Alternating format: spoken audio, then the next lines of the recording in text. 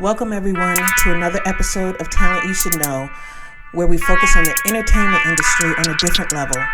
Not only will there be artist and actor interviews of known and unknown talent, but insight into the team behind them that helps them build their brand. Each week, we'll tackle a different person in the industry with talents in their own rights. Sit back, relax, and enjoy the show.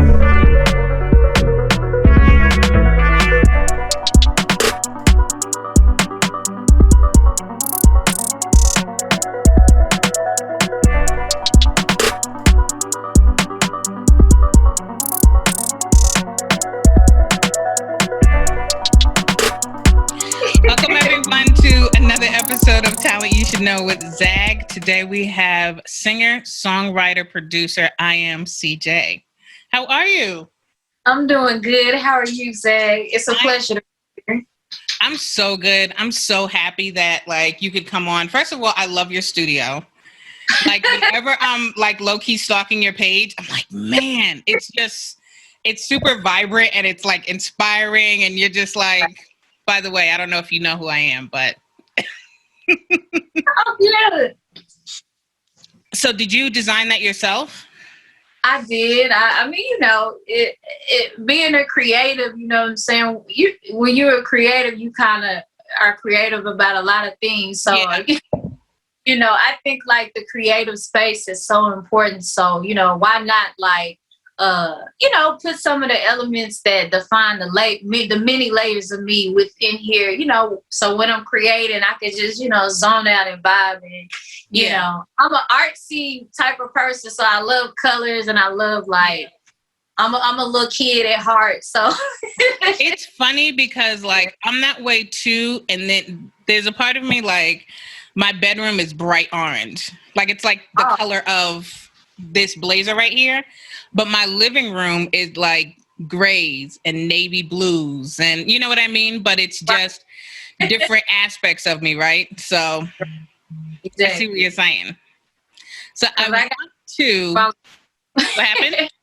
I got bling and gray in my living room, so I yeah, I got chrome. It's a lot. I'm a bit extra, but I ain't wrong with that. So tell me how you started. Tell me how it all started. Man, with music, right? Yeah. Well, I've pretty much been doing music for, I can't count how many years, of course, you hear it all the time that, you're kind of born into it, I was singing ever since I was a little bitty girl, Mm-hmm. Parents are very musically inclined, and as far back as I can remember, I've always sung. I've always wrote made up songs, songs going to the bathroom. Yeah, it's just something that I knew that was always in me. You know what I'm saying? Whether it was instilled in me through my parents, or I'd like to think that it's a gift from God, and I started out recording. Probably when I was 11 years old. That was the first time I ever recorded. But being in a professional studio for the first time, I was 13 years old, So, while I've been doing music for so long, when I first started out, I was kind of more just, trying to be the artist and singing and writing people where I would, be featured on their song. Yeah. But I always wanted to do more because I had all this music in my head. I had all this, as far as producing, making beats and all of that or whatever, but I never had the equipment to kind of, do it for myself. Yeah. Through the struggle, after years of not being really self-sufficient, I finally was able to, invest in myself in such a way where God provided me with everything I needed to do what I needed to do to create. You know what I mean? So, it's been a journey, of course, there's been, pitfalls and, a struggle through the journey, but it's been a blessing nonetheless. And I've just been able to, develop over the years. Sorry if I'm talking everywhere. No. I'm listening to it all. Yeah. I mean, No, go you were ahead. saying? Oh. I was just saying, it's just a journey that, I feel is an assignment. I feel like I'm purposed to do music. So I can't get away from it even if I wanted to. Right. Yeah. And it's funny because, just going back to when we go back to what you said about when I finally started investing in myself, right? That's when things started to happen. That's when you were provided for, because then you started, understanding what your purpose was, right? And you've known it, but now it's like, now I'm going to make it happen. Now I'm going to use it, right? Use the gift.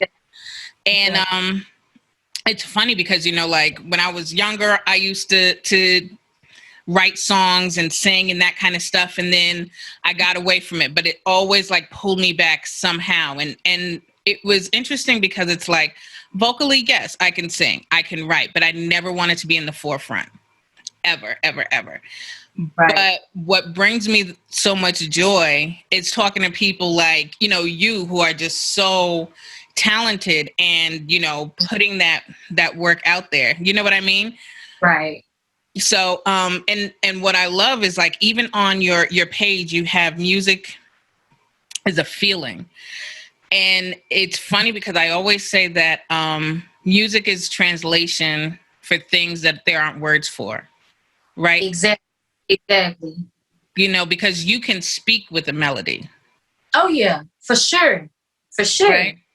People of foreign language might not understand what I'm saying in a song, but if they can feel the emotion through the melody of it, that's what's so crazy is that music is also a language that everybody understands. You know what I mean? Because even I've noticed that even like in other countries, you have people that are fans of music here from the U.S., from where we are, and like they'll learn the words. They'll actually learn how to speak the language because they connect to the music in such a way. So I think that, it all works together. You know what I mean? So yeah, I think that's an amazing thing. And music is a feeling. I feel like, where I might not be able to sit up and, if I have an issue with somebody that I've been dealing with for years about something, I might not be able to express that by just talking to them like I am to you, but I might be able to go write a song. Yeah. In 2 minutes and 30 seconds, so. Can you remember your first song? Can I remember my first song? Oh my goodness. I can't. And I'm being transparent and honest. I was talking to my big bro earlier, Richard Murphy, and I was telling him how many ideas that come so quick. Sometimes it's hard to keep up with yourself. So, recollecting back to when I was little and coming up with my first song, I can't remember what it was. But yeah.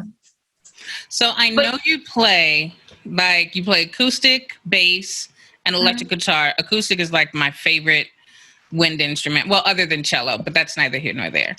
Right. But you also play flute, right?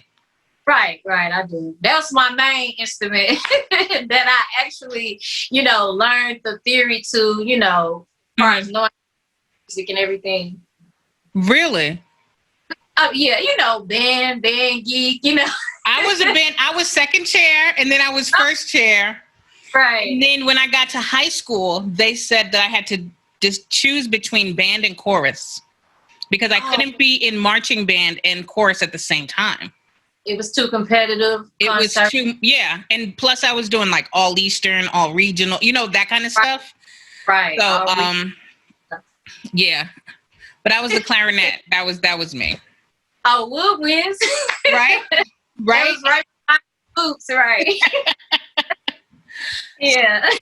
Who's inspired you along the way? Because I know, we all have our inspirations when we're young, and then as our music, kind of matures, it changes. So has it always been the same person, or who did you start out being inspired by, and who is it now?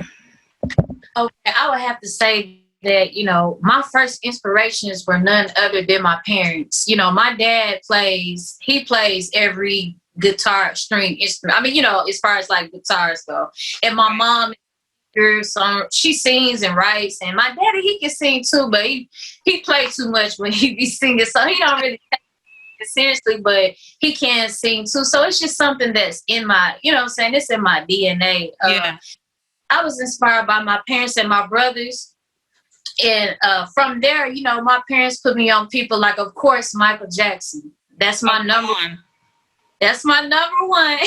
And Marvin Gaye, the Smokey Robinsons and Babyfaces. And I mean, to go down the generations of SWVs and Brandy. And I can't name everybody, but as far as like current artists and today, like anybody that knows me knows that my favorite. I see him in the background, Mr. Eric Bellinger. Yes. Man, like, I mean, like, it's so crazy. Like in the past, like year and a half or whatever, I've been able to, connect with him via social media and, have dialogue, and like he's so encouraging and inspiring. And I feel like I have so many similarities to him as far as like values and music when it comes to the melody and just the cadence, the wordplay, like that. I feel like I'm the female version. Is that why? Huh? When did you first hear about him? Like, what do you remember that? Probably in 2010. Probably 2010, and then I was a fan then, but I just, how you follow an artist on their journey and you just really like, it's like you're on it with them almost. Yeah. And you see their growth and you see their milestones and everything like that. And it inspires you, and it encourages you to keep going, When you get in contact with like-minded people or somebody that you feel understand you because they're creating music that is relevant to your life, you feel connected to them in a way, you know what I mean? Yeah. Not in a crazy way, but like, I mean, I look at him like a big brother, right? But yeah, that's probably like one of my favorite artists currently, at today's age. It's interesting because, well, for me, that person would be Mary J. Blige, because I grew up with her. And like, first of all, did you watch the documentary on Amazon? I haven't seen it, and people have been sending it to me saying, you need to watch it. I was crying from minute 3. What?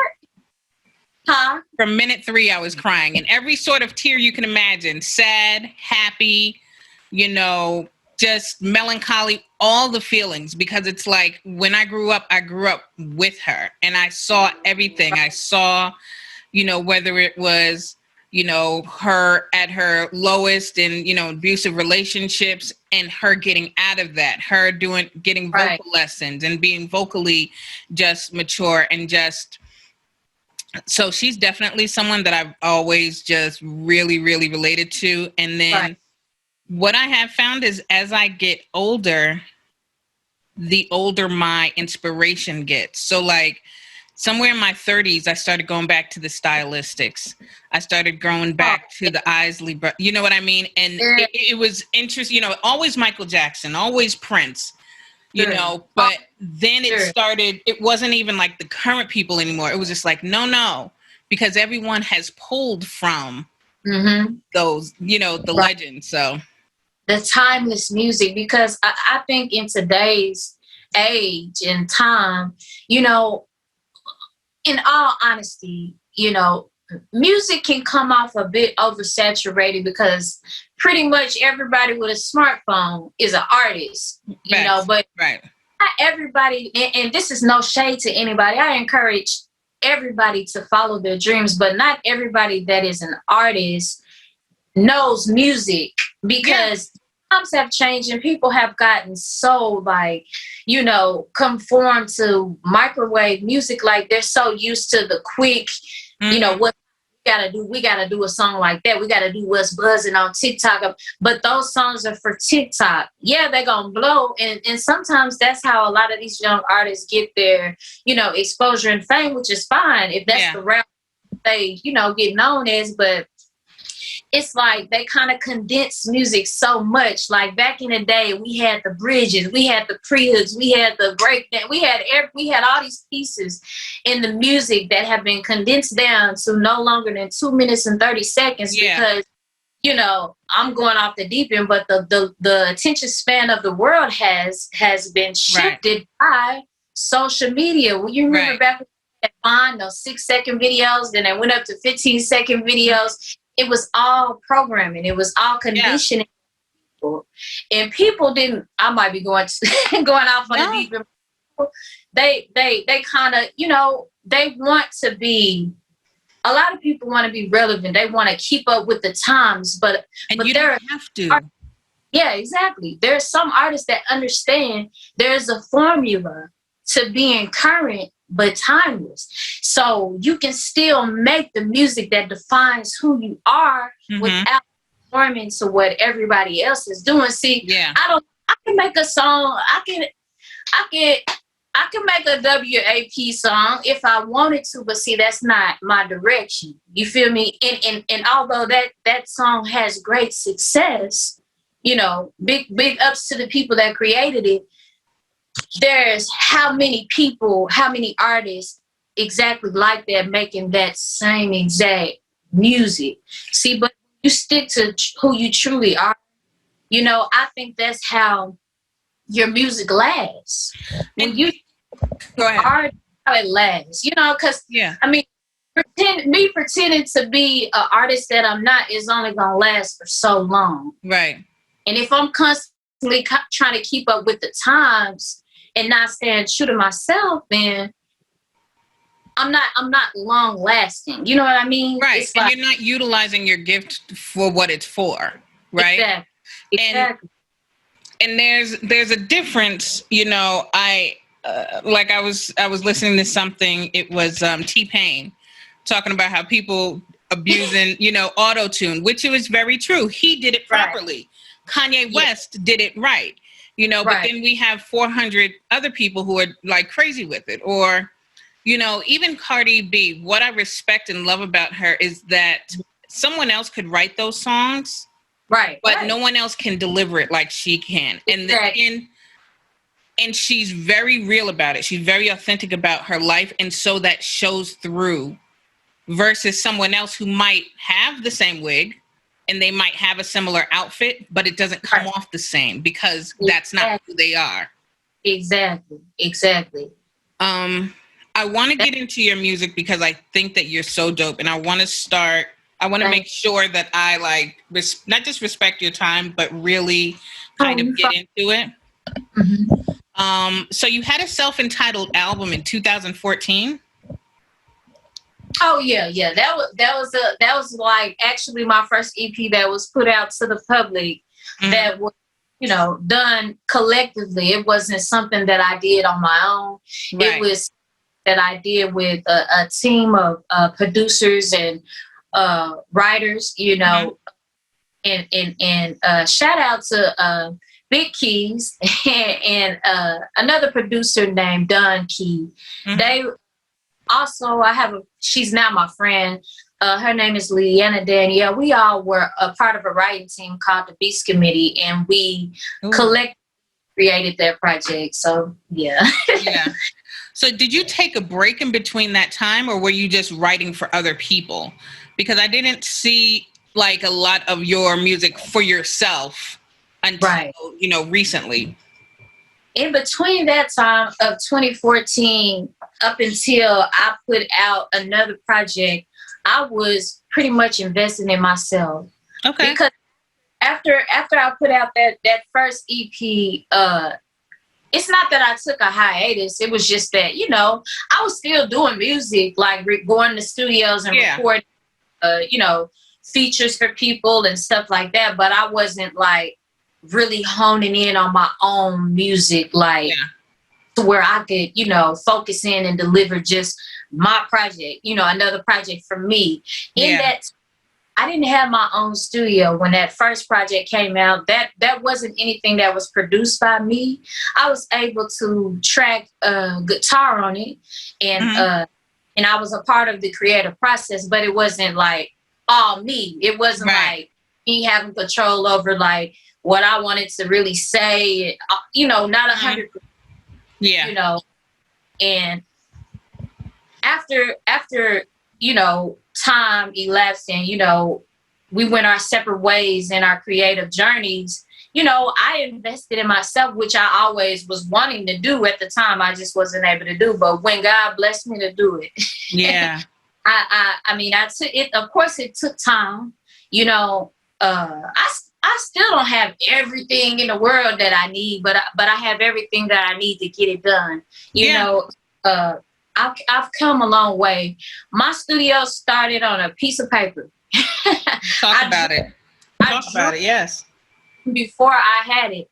And, it took a lot of investing. It took a lot of time. It took a lot of learning through trial and error because nobody taught me how to work anything. Like I had to, it was trial and error. I had to learn on my own, which is really a blessing, Yeah. Go in your own way and you truly invest in yourself and you take the time to hone in on your craft. I know people use that word a lot now, but I'm telling you, like, there is nothing better than doing it on your own. Like, I can't stress enough to artists, like, how important it is to learn everything. Even if you're not wanting to be a producer, still learn how to produce. Yeah. Still track your vocals. So you can send ideas out to producers to, that's how you make things easier on yourself when you acquire the knowledge. And I see that in you, especially, that's what I love about your music so much, because you produce it yourself. You understand your vocal abilities and you understand what works with you, what works with you vocally, what your range is, well, should we take a break here? Should I, do more keys here? That kind of stuff. I appreciate it. Yeah. So one of the songs I said, Out of My Head. Oh, Lord. Arrangement in the chorus. And I said, how you stack those vocals are so smart. And I noticed that you do that in, a few of your songs. And like we said before, that's something that's missing is people stacking their voices and harmonizing. Right. So, but you arrange all of your music as well, correct? I do. I mean, that's probably one of my favorite parts of music. I actually do that for other artists as well, where where they might send me a song that's already written and I'll still arrange it, Yeah. or I'll add or text, just arrange it. So yeah, I really enjoy that. Like, I think that you can send me a skeleton. A person can send me a skeleton of a song with just, the basic like verse and hook, and they're just singing just that with no ad-libs, no backgrounds or nothing. And see, I'll go and I'll put those in. I really enjoy that part of the creative. I thought, like when you said, I start to confront you about some other girl, but you brush me off and say, oh, well, I love how, I think that your writing style is clever, but the way you do your ad-libs, like your soprano ad-libs, are just so crazy to me. So crazy to me. Because you have a really good range. Like, I know that you're probably like an alto. You can do alto too, I think. But your range it's pretty expansive. I appreciate it. Picture out of my head, and I'm like, oh Lord, that's all. Yeah, you was busy tasting Tatiana, and ain't nothing. She don't have her own car, and her edges ain't even laid. That's my ex. Oh my goodness, man. Surprisingly, a lot of young people love that song. Like, I guess bounce up it. That was probably my least favorite song. Really? And the reason was short story. In the mixing process, I did that song. I was down to the last tweaks. A couple of days before I was done with it, I lost one of my speakers. You see this white speaker right here? Yeah. It fell and busted on the hardwood floors. And I was devastated because it was mixing, because in the process of mixing, you go in between using headphones at times and using your speakers, to balance things out and stand back and listen and see if it's projecting correctly.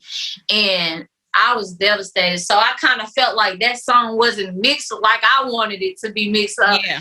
I always cringe. I'd be like, but I mean, the concept in the direction of it is cool. Yeah. So it still did what it needed to do, I guess. Yeah. And we're always our own worst critic, right? Right. We can pick it out. Like, I'll record something and I'll listen to it and I'm like, ooh, did y'all hear? And no one heard it. Right. I heard it. So we do that to ourselves. And That's true. The other one, Don't Compare. IAMCJ. I got so much flavor. Sweet like now and laters. Come on. Like your tone is smooth in that. And I think that it's just super intentional how you flip like so swiftly. And the harmonies at like minute 2, the rap. I thought the rap at minute 2, I thought it was dope. And I'm mentioning this because some people will put a rap in their song and it's like, why the fuck are you doing this? Right. It's for real. It's like, why are you doing this? But the way you did it coincided. It was so cohesive with your own personal style. That's why I say I love that you produce your own music. Yeah. Thank you so much. Yeah. Waiting is my favorite. Oh yeah, Waiting. Oh my gosh. I forgot Let me relax, right? Yeah. Because Take Off Your Jordans, I thought it was like a mix between Cater to You and 4-Page Letter. Wow. Okay. I never even thought of that. I mean, like, as far as like being inspired, I didn't, honestly, I really wasn't thinking of anything in particular. I was just, it really was just coming from a place of, your boo coming home. You getting to your boo, finally getting to unwind, whether that unwinding is just chilling or whatever.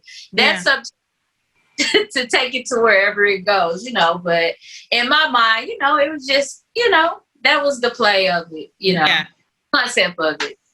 I wanted to talk to you. I wanted you to expound a bit more on Not Alone, because no one really addresses things in that manner. It's either what I'm going through, not like I'm relating. You know what I mean? So how did that kind of concept come about? The song is called Not Alone. And, although the song is saying you're not alone, of course, coming from a place of me feeling alone. Right. So at that time, I had recently lost my grandmother, and one of my best friends had passed in a car accident. And I mean, it just seemed like everything was going crazy. And I'm not sure if I talk about it a little bit on my page, but I have lupus, and that is a huge challenge when you're trying to just live daily. It's a challenge. But when you're really pursuing such a passion, I mean, whether your job at a corporate job is your passion, or whatever it is, in my case, music and touching people, and you have all these kind of physical limitations and obstacles that come unexpectedly, and people look at you and be like, oh, you look fine, you don't look sick, but they don't realize you living with an illness that can take some people out if it attacks the right organ. A lot of people may not even speak on it, but they can feel really alone at times. Like nobody understands my struggle. I mean, we can all be that way. But there are a million other people that's going through some of the same things. Although we may deal with them differently, we still all have, obstacles that we face every day. Everybody got something. I don't care what it is, And it's one of those things like, I saw something that said just be kind because you don't know what someone else is going through, right? And I like, even when I'm out, I make it a point to like, and I don't know why I do this. I do know why, but if I see something, I'm like, oh, that's such a nice dress, or that's such a pretty color lipstick, because I feel like it doesn't cost anything to make someone feel good about something. Like, I don't care who it is. It could be like, a mother in a stroller. I'm like, ooh, that stroller. Remember, you know what I mean? Just something, right? Exactly. You never know. One thing will change somebody's whole, day. No, man, you never know. Yeah. Mm-hmm. Yeah.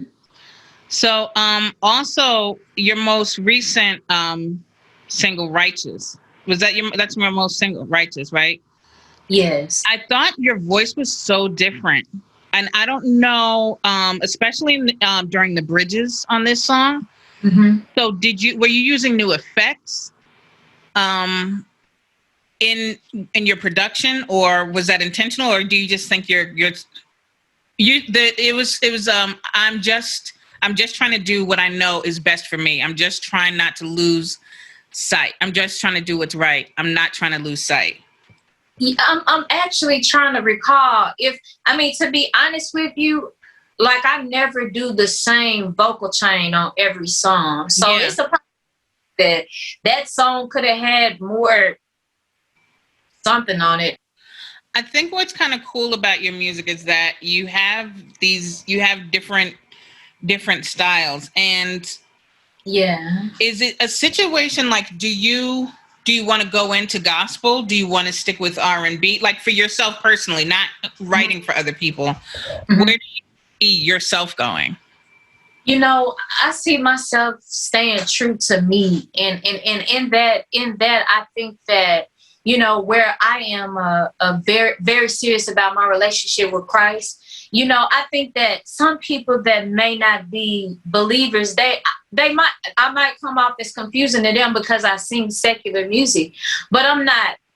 If people evaluate the words of my music and really understand the message, they'll see that I'm speaking on behalf of a real human being. Yeah. And I'm a Christian and I do have a personal relationship with God. I'm not finna sit up here and pretend like I'm just holier than thou or that I'm perfect. See, the thing about it, and I don't mean to go off on the deep end, is that Jesus went to where the thieves and the murderers were. Mm-hmm. He didn't in the four walls of the church to reach people. In order to reach people, you got to get in their line. You got to get on their level. Right. You have to now you got to talk like them in the sense of not talk like them, but speak to them, right? Exactly. So where like I use a lot of plays on slang and it can be bouncy and sound current. I'm really a if I can just sound straight up like 90s R&B or in the 70s and 50s, then that's all I would do. But I understand how to be current but timeless. And like, as far as I like that. Staying in gospel or going fully secular, I believe that I create life music. And I feel if somebody want to put me in the gospel genre, that's cool. But I'm still finna speak, excuse me, my ebonics. I'm still about to speak to the people that need to hear me. I'm still trying to speak to the people that need to hear me. I'm trying to reach the people that don't believe. And the people that do believe in the truth, my truth, in their truth, or whatever the truth may be, that's what I'm trying to do. I'm trying to show people that you can be imperfect and still love God. You can still sing R&B and not be crucified. You can. You know who does that well? Who you would be dope like to do a collab with this person? KBHGA. You know him? What? I don't. KB, it's HGA, His Glory Alone. He is a Christian hip hop artist. Look him up because I have to. the way he plays on words and his performances and that kind of stuff is exactly what you say, where he's, you know, delivering a message and he is about his faith, but it's not necessarily the compartment that people try to put that in. You know, it's Right. it's, you know, his own lane and how he reaches people. I think that you would work well with him. His clothing line is dope too, but that's neither here nor there. I was talking about this actually it was earlier today with a friend of mine, and we were talking about all the verses that we would love to see, and we were creating different verses like what did we say? We said 112. No, we said Blackstreet and 112, or we said you know, we were just doing different things. David Hollister and maybe Johnny Gill and that kind of stuff. And one person, you know, and he was like, well, who would go up against Beyonce? And I said, Rihanna. And he said, no, because that's not fair. I said, take away performance. I said, because no one can match her in performance. Like we're not touching her. I said, but I feel that Rihanna's catalog is so diverse because she does do heavy metal. She does do rap. She did the Lemonade. She did Desperado. She did what was that song with Kanye? Yeah. She did with, you know what I mean? And so it's just you can't say, oh, she's an R&B singer. She's Rihanna, right? Brown, like Chris Brown. You can't really. Oh my gosh, that is pop. He probably have done more pop than he done R&B. Yeah. Yeah. I mean, there's so many artists that teeter between genres. You know, you think about artists like, I mean, even JoJo. Yep. Prince. I mean, Michael Jackson. Even. I mean, it's kind of like, oh man, I'm trying to think of another artist. I can't think right now. That teeters. Yeah, between genres, and it's fine. Know who does that? K Michelle. Michelle. She's doing a country. She's doing country now. She did rock. She did R&B. Yep. And I'm gonna speak on an artist that I get compared to a lot. The artist Her. She does every summer. And I mean, I'm on the same thing. I mean, as far as like being an instrumentalist and being able to take from your own, you know, ideas is it's a blessing to be able to be equipped to do that. And like she goes rock, hard. R&B, you know, alternative. She's everywhere with it, you know, reggae. It back so hard. I feel like I'm in the 90s right now. Right. Like I love where music is going right now. Yeah, I do too, man. I feel like, in spite of the people that says R&B is dead and it ain't no real music out there, it really is. People just have to listen to the real music. It's listen here. To is it Masego? M-A-S-C-G. Oh my gosh. Yeah, love him. He is so gifted. So who would you like to write for? Everybody. No. If I can, like, if I only had a select few of people that I would like to write for, I feel very strongly that I would be a dope writer for Chris Brown, Her, Summer Walker, Kalani, all of these like artists that are like not new but new, you know, as far as like relevant to this generation's music. And but like, even, I mean, I would love to write for people like Mary J. I would love to write for the legends as well. Yeah. I mean, I would love to write for. I could see you doing Missy Elliott. I could see you doing some Beyonce. I could see you doing some Lizzo. But Missy, I really feel like, But I love Missy too. I would love to work with Missy too. Eric Bellinger, of course. Yeah. Music So Child, I said, is one of the most gifted lyricists, and people have slept on him. Like he had his time, like, you know, obviously early 2000s, but he is one of the most slept on like lyricists.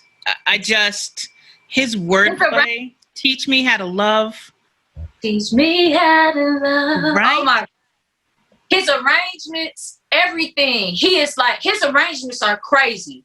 Yeah. Like two artists that have some crazy arrangements, and Brandy is one, and music. Their arrangements are, why? You have to several times to hear everything because they do a lot. And they do all of it themselves. Brandy is one of the most technically gifted singers ever. She is. She ever. is. And she's so subtle with it, but she's so dope. And she's aging backwards at this point. Have you seen her recent? Oh my God. She really is. She's looking like she just came back. Like she was like, you know what? I'll be right back. And went to the Fountain of Youth and came back and said, excuse me, I'm a little late. Right. She is, though. She really is. Yeah. She don't look aged a bit. I think that's the joy because she's doing music again. Right. You know? Right. So, it's a part. And you know what? It's crazy because I always say music heals. And how do you feel it's healed you? I feel like music has healed me in such a way that I've had a way to release. I've had a way to, you know, I mean, this is a crazy story, but I mean, it's real short, but one of my jobs from the past years ago, like maybe 10 years ago, you know, people will get word, your coworkers get word that you can sing or you sing or whatever, and then they'll want you to sing. Go ahead and sing. Entertain me. And I'm like, man, come on, y'all. So one day I actually sung for this lady. And when I tell you, this lady just grabbed me. And she would not let me go for like 10 minutes. She would not let me go. She was just hugging me and crying and was just telling me, you don't know how much your voice has. It has the power to break yokes and heal and heal. You know, and I think that music in general can be healing. It don't necessarily have to be somebody singing or whatever. But on my journey of music healing me, I feel like it's given me a place where I can come and truly tell my truth. I'm sorry, Monica. No, you're you. You know what I mean? Tell my truth and be able to tell it in such a way where, you know, you kind of like, you don't really, people set limits when they're in the studio, but I don't. I feel like I can't, because if I do, I feel like I won't be true to myself. And I feel like a part of me healing is telling my truth and being able to, where I might be real leery to speak on something in the studio and creating music, I'm able to get out all that emotion, whether it's just beat and I'm just really, the beat just is crazy to me or whatever. But I just, music, it has been a lane where I can just tell my truth. And I think that there's so much healing in being truthful. Because when you tell lie, you got to cover that one lie. You know what I'm saying? So much. You have to have a good memory to be a liar, that's for sure. I know that's right. But there is so, and you know what's interesting, and you saying that, and it as you get older, you realize that you're okay being you, and you don't pretend to be someone else, and that's when you're super free and you're super happy, and like you said, you're healed. And people wonder what, you know, I think, you know, I'm, you know, early 40s. This is the best time of my life. I'm like, I don't care. I do not care. I'm doing what I love. You know, I wish you the best. I wish you know what I mean? And it's one of those things we don't have our insecurities, but it's so minute. And it's one of those things where, like, when you accept yourself, right? Right. For sure. It is. You become accepting of yourself, because where once I wasn't able to talk about lupus or any of the overlapping illnesses that come with it, you know, free to speak on that, you know, because I'm confident in, first of all, I'm confident in God, which makes me confident in myself for who I am. Not confident in the sense that I'm better than nobody else. No, because I'm not no better than nobody else. I'm just me. And I mean, I can't hang that over nobody else's head, because I done made a billion gazillion mistakes, and I'm gonna probably make a billion gazillion more. Yeah. End of the day, we all human, man, and we all fall short. And I feel like, that's what people need. They need healing, and I feel like I'm so passionate about the music that I'm about to release, is because I feel like we talked earlier about music being microwave, and kind of how people try that quick hit where that's similar to what's already out. But I don't think my music is like what's already out, because I think we kind of get caught up in trying to stay on the wave instead of just doing what's true. And I think people need to hear the truth. And when they be like, I'm not the only one that felt like that, that's how and that's how they heal. When they have realizations, when you tell them about themselves in a subtle way, you kind of telling them about themselves, but it's not like you talking about them. You coming from a place like, look, this was me. I did this. I've been through this. This was my problem. This was my pitfall with hanging on to words instead of actions in a man. And people healing me softly, right? Right. My bad. My whole life with his words. Talk about it. Yeah, I mean, but I think people will be able to release from just being and be healed from truth, man. I'm telling you, the truth, it's not a cliche. When you hear the truth will make you free. It will make you free. I'm not obligated to the standards of the industry, and although I understand politics and I understand that there are things that's just like money. We have to make money to survive in this world. We don't necessarily agree with all the rules and stuff that come with money, because if we had it our way, we all would just have money. What I'm saying? But we have to, abide by the system of this world in order to survive. So I think, like, in the music industry, and working and dealing with people and having professional relationships, you have to uphold the politics to the extent that they don't compromise your truth. But sorry. No, don't apologize. Like, I'm here to listen to you. Like, I want to hear what you have to say, and and I'm sure people who are following you, they do too. So don't apologize. I'm here. I'm like, I like orange, by the way. I meant to tell you that earlier. What happened? I like your orange, your blazer. Oh, thank you. It's like my favorite color in life. Okay. It's the reason why I like orange then. The square, yep. Yeah. So what's next? Are you working on a project now? Like, what's going on? I am. I'm actually working on a project. This is something I haven't announced yet. You'll be the first person that I tell, but my fans have waited. Well, I don't really call them fans. I call them fam or supporters. They have waited on me for so long. Yeah. Music, initially I was doing an EP, but I've decided to, go ahead and give them everything. Yeah. So I'm gonna do an album. It's gonna be 15 tracks. I said I'm gonna do an album. I am doing one, and I'm tightening it up, so that I can deliver it, to the people in such a way that they'll, that be ready. Oh my gosh. Okay. So I'm very excited about this. It is called the Overture Volume 2. So it's kind of like, I mean, you could say the first one was the EP, but this one is the album. Okay. And it'll be 15 tracks. And I'm excited about it. I got a couple of prizes on it. They're not features, but I might have a message from somebody on there that that I look up to a lot. So wow, that's awesome.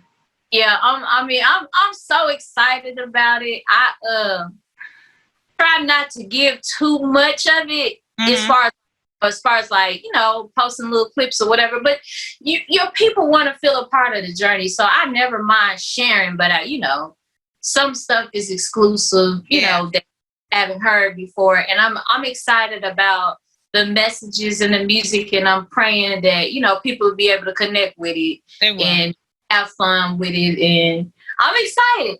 Yeah. About it.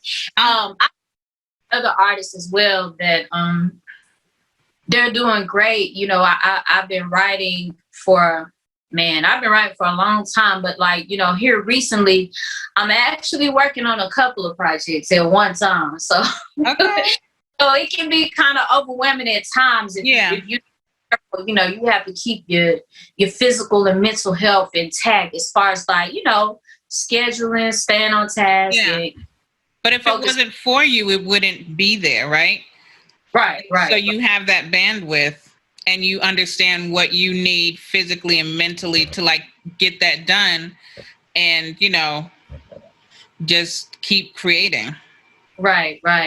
And that's one thing my husband is always on me about that. As long as you don't never stop creating, because, that's like the, you have to keep up with the business part of it, and that's one area that I fell short in for so long. But as I developed in age, I become more and more knowledgeable, and I learn how to do more and more,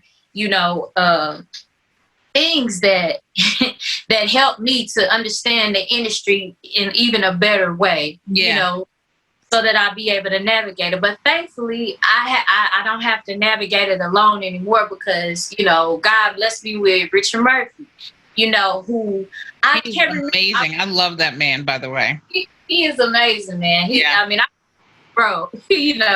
But he, I believe it was me that followed him, but I think I followed him because I think we were in like a room on Clubhouse, and I was just a whole bunch of people.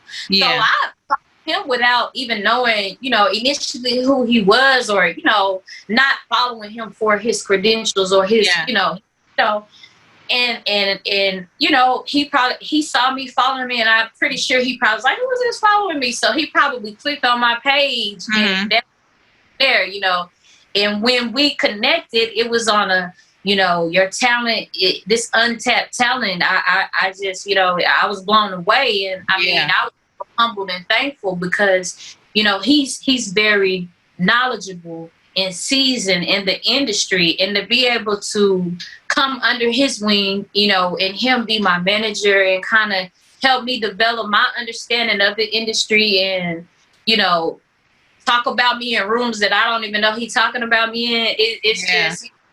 It's something else, So I thank God for Richard Murphy, and I'm excited about where we go. Yeah. Because he is. No, he really believes in you, and I know that he, and he has that ear. So, right, he does. He really does. He does. He gifted himself. Yeah. I hear him humming every so often. I'm like, all right now. All right there now. I want to thank you for coming on, because I was really excited. I was really excited when you said yes, and I just like you see me, I literally stalk, and I'm hearting everything that you do when you're singing and you and your husband are dancing, or things like that. So I know where to find you. I want you to tell everyone where to find you so they can get on. Oh my goodness. You can find me on Instagram at IAMCJ Music. You can find me on Facebook at just IAMCJ. So if you put in hashtag IAMCJ anywhere on Google or whatever, you'll be able to find me. My music is on Spotify, it's on Apple Music, it's on every music digital platform you can think of. So, if y'all trying to connect, I'm on Instagram. That's where I am mostly anyway.